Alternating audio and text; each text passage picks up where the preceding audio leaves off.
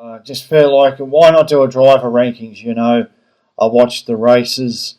I have a fair idea of what happened. So, for me, 23rd and last of all the drivers that I'm going to rank, not going to include doing one race is not enough. So, last driver on my list is Valtteri Bottas. A lot of people would like to see him higher, but he didn't make the most of the opportunities when that Sauber kick-state car was at its best. It was Zhou Guanyu who made the most of it, and not Valtteri Bottas. And especially in Abu Dhabi, when he was able to get that car into Q3, qualify 9th on the grid. He's had a terrible race. He's crashed. And I think it justifies me putting him in last place. And second last is Logan Sargent. A terrible season where he's been fired. But I don't think it's particularly that bad. Because, to me it goes both ways. If some of the other people on YouTube are saying, Alex Albon had to deal with a difficult car. Well, so did Logan Sargent. He had to deal with a difficult car. Sounds like the car wasn't equal. Sounds as though they had different cars. I don't think he was that slow, but he was very crash happy. In my rankings, I'm looking at the expectations. When you come to someone like Valtteri Bottas, you expect more from him. He's a race winner, raced for Mercedes, 10th season in Formula One, and yet he can't score a point, whereas Zhou Guanyu can. So to me, that's really disappointing. Logan Sargent is a struggling rookie coming into his second year. I think he did a little bit less than expected. He didn't really improve, but there were flashes of pace. So I'll give him second last. And a lot of people will disagree with this, but I think in 21st place on my rankings is Alexander Albon. To me, he hasn't driven at all like a team leader. Remember, he came into Formula One in 2019. He came along with George Russell, Lando Norris. They've been getting stronger and stronger. Okay, they've got better cars. 2020. If I think about what Alex did in 2023, this season he's looked very average. He's made a lot of rookie mistakes. He's second in the Destructors Championship. That's really poor season, if I'm being honest. Very bad from Alex Albon. You expect a lot more from him. 20th and 4th last, I've got Zhou Guanyu. Expecting more from him. In the middle of the season, he was outqualified a lot by Valtteri Bottas. He looked to have no pace. When the car was strong, he's been able to maximise the ultimate performance. He's got points in Qatar. He had a strong 11th place in Bahrain. I think the Chinese sprint race, he was in the top 10. He's shown his promise, but he hasn't delivered on it in the rest of the season. When the car was bad, he was even more so. Will he come back with Cadillac? I'm not sure. 19th, I've got Lance Stroll. I don't think it was a very bad season from Lance Stroll, but the second half particularly was fairly weak. He's had a few good results at the start of the season when the car was strong. Yeah, but in the second half he's really fallen off. I don't think he's particularly slow, but the results weren't coming. In 18th place, I've got Kevin Magnussen. I think it's a very poor season, and I think the main thing is not so much his dirty driving.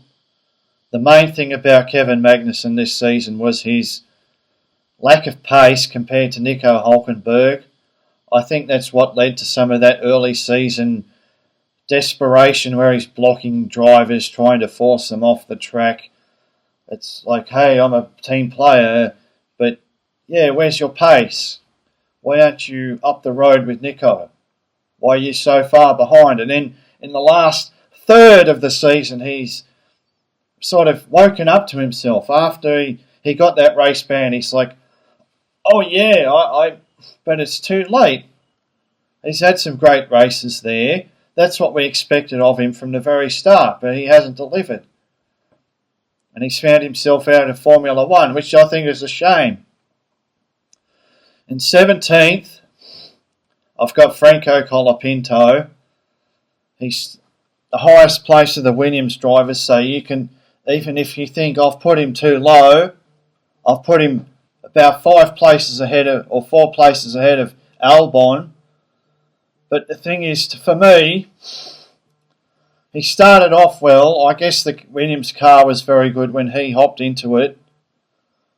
But he's had opportunity, and there are a lot of drivers who are sitting on the sidelines thinking, if only I could get that opportunity. And this driver, Colapinto, had an opportunity not only to drive in Formula One for 9 races, but he also caused enough of a stir that he was in the running for a seat at another team. But once he reached that point, then he's made high-profile mistakes. And I could imagine someone like Théo Pourchaire sitting there going, if only I had that opportunity, and not just Pourchaire. There's probably, a lot of other drivers in that situation. And when Colapinto's been given this opportunity, made those mistakes, those costly mistakes, he hasn't capitalised on the opportunity, can't rate him very highly. And that leads into number 16, which is Daniel Ricciardo. This driver was in the box seat for 20.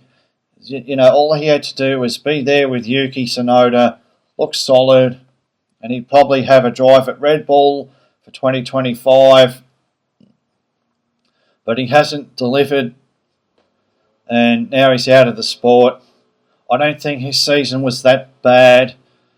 In the middle of his sort of the 16 races or 18 races that he's done, in the middle somewhere around Canada and Hungary, Belgium, he's looked okay.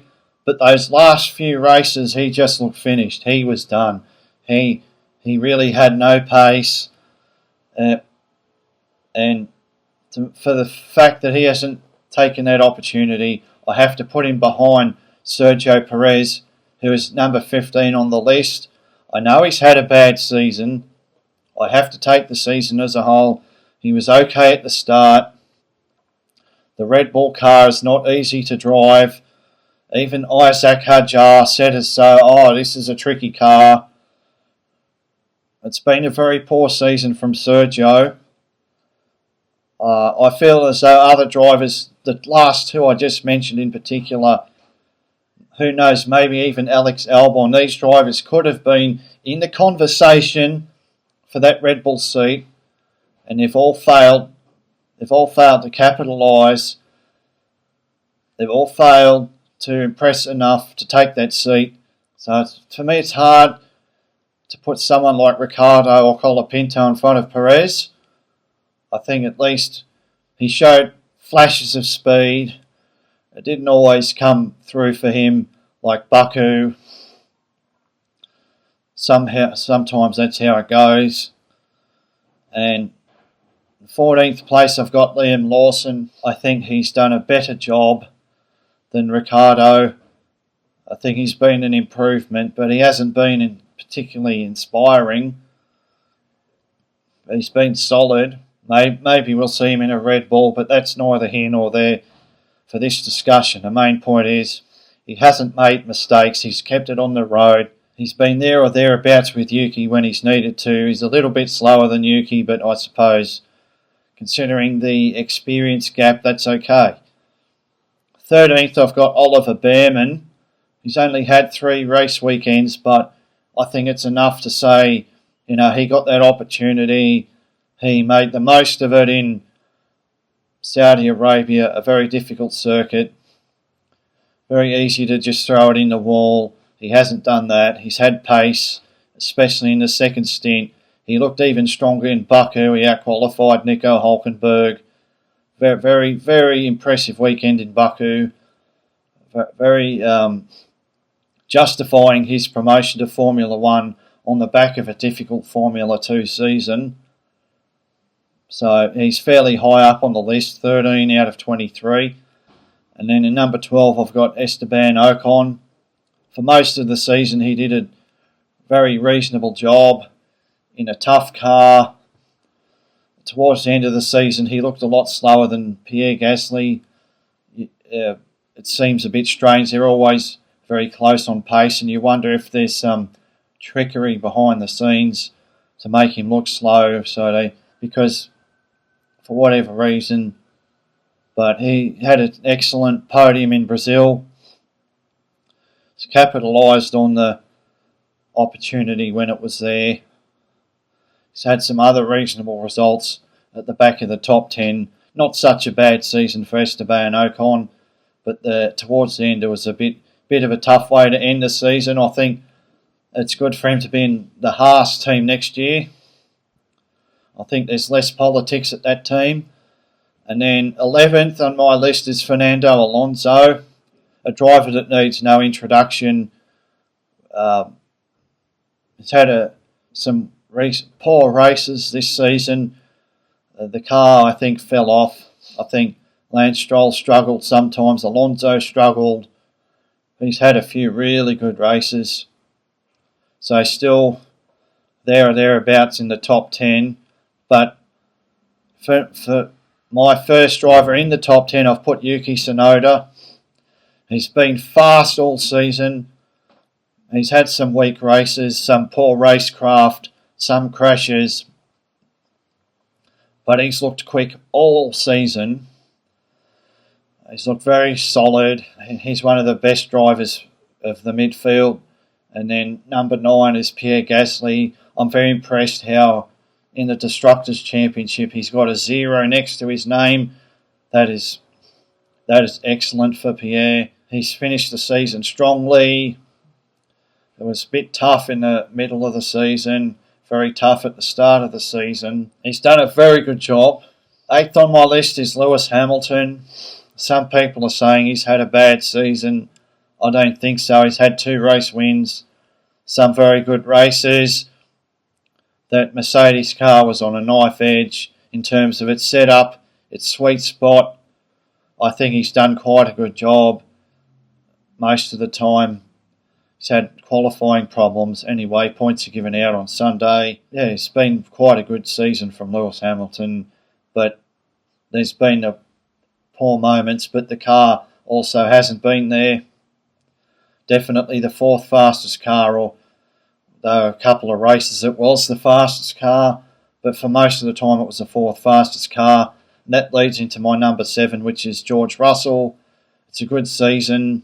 Because he's young, I'd be hoping to see him destroy someone like Lewis Hamilton, who's getting on in years, but I wouldn't call it destroy.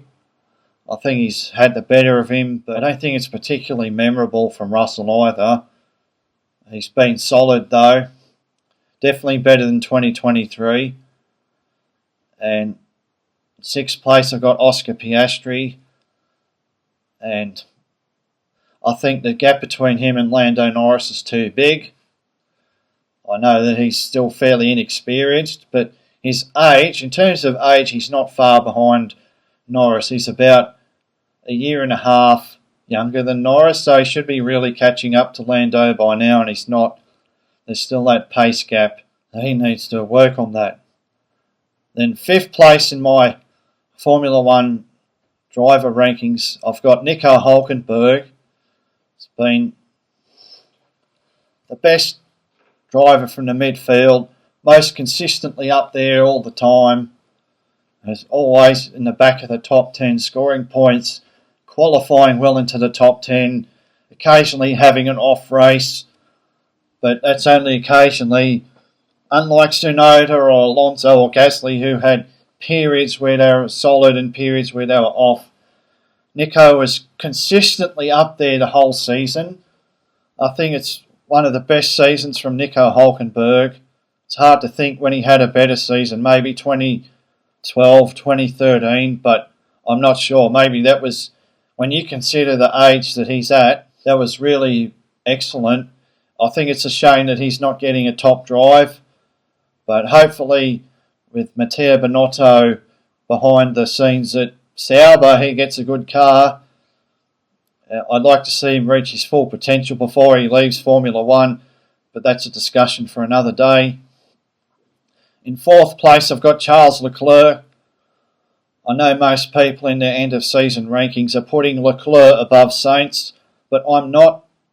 Leclerc is supposed to be the future of Ferrari, and Sainz is a guy being dropped because he's not good enough, and the gap between them is very small. Sainz had a couple of bad races, but I'll get to Sainz in a minute, but Leclerc's had bad races too. He's not always at the full pace of the car. Sometimes he's amazing, like he was at Monza and not Las Vegas, the other American race, Texas. He's amazing there. He's had other solid races. He's I think he's a lot more solid and consistent than someone like George Russell or Oscar Piastri. But considering where the expectations should be, a driver that's touted as a future champion should be stronger, a lot more far ahead of Carlos Sainz. Carlos Sainz is my third driver of the year. I'm very impressed with him. He's outperformed expectations. He's been dropped. He hasn't let that get to his head. He's had an appendicitis. He's won a couple of races. He's had a pole position. He's been consistently up there. He's had a couple of bad races too, particularly Canada and Brazil. But other than that, he's consistently been up there, very close to Leclerc on pace, which is very, very impressive, because if you go back, no one considers Carlos Sainz a future world champion, whereas Charles Leclerc is in that conversation. But this season, I think Sainz really outdid himself. He's in my top three. I feel like a big gap between fourth and then third, and then an even bigger gap up to second, which is Lando Norris. The British drivers copped a lot of criticism, but he's reached new heights. He's the one trying to bridge that gap between the rest, and then Verstappen at the top on a different level. And Lando Norris, I didn't expect this from him. He's trying to bridge that gap. Obviously, he had a very good car, but he's absolutely dominated Piastri most of the season. That's amongst all this talk in the media about mental toughness, but he's really impressed me. He's had a lot of pace, and I think he looks, if anyone was going to challenge Max of the current drivers, might be Lando, but I'm not sure. Maybe in 2025, depending on the cars. I think if Lando Norris is going to beat Max Verstappen over a full season, he'll have to have a car that's a couple of tenths faster every lap. But we will see what happens. He's definitely made a step up. I'm very impressed. Obviously, starts haven't been that good. That's what he needs to work on. And that leaves me with the top driver of 2024. No surprise, Max Verstappen. What can I say? Everyone else has said everything, but it's excellent driving from Max Verstappen. Basically, he maximised every opportunity he had with the car. When it was the third best car or fourth best car on the road, he'd bring it home in sixth place, fifth place. That's probably what won him the championship more than anything. When the car was capable of winning the race, he did win the race. So, champions drive, and there's not much more to be said. So that's my power rankings for the 2024 Formula One season, and the Formula 2 rankings are coming soon.